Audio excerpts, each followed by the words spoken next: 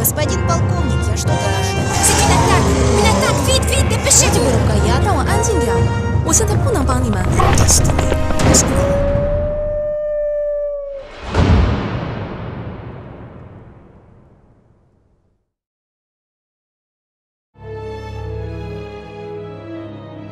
Presto et Fire étaient devenus de grands amis.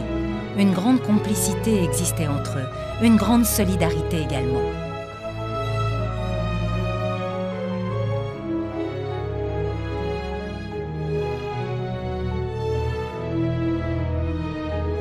La personnalité de Fire était plus explosive.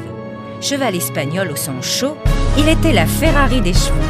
Ses accélérations étaient d'une brutalité incroyable. Le cavalier était littéralement catapulté vers l'avant, écrasé contre le trousquin de sa selle. Les virages et les freinages étaient tout aussi radicaux. Celui qui montait sur Fire devait avoir le mental d'un pilote de chasse au combat, prêt à changer d'allure et de direction en une fraction de seconde. Sa vitesse de pointe approchait celle de Presto, mais sa petite taille l'empêchait de maintenir ce rythme aussi longtemps. Fire était un sprinter, pas un coureur de fond. Lorsqu'on était habitué à lui, tous les autres chevaux semblaient fades et sans vie.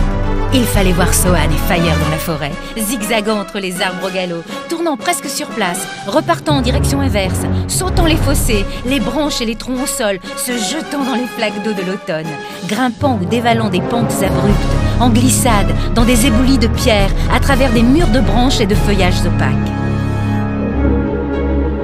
Leur force était de se comprendre parfaitement. Sohan ne croyait pas à la transmission de pensée. Mais c'était troublant de voir à quel point elle et ce cheval avaient les mêmes idées, les mêmes envies au même moment et partageaient les mêmes émotions.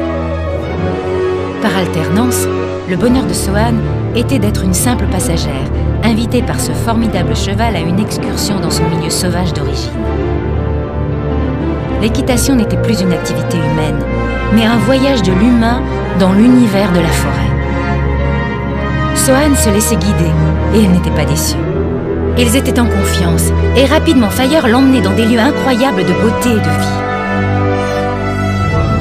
Fire galopait au milieu des chevreuils, les rattrapait, surprenait les oiseaux avant qu'ils ne s'envolent, coursait les sangliers et s'inventait des raccourcis à travers la végétation pour leur barrer la route.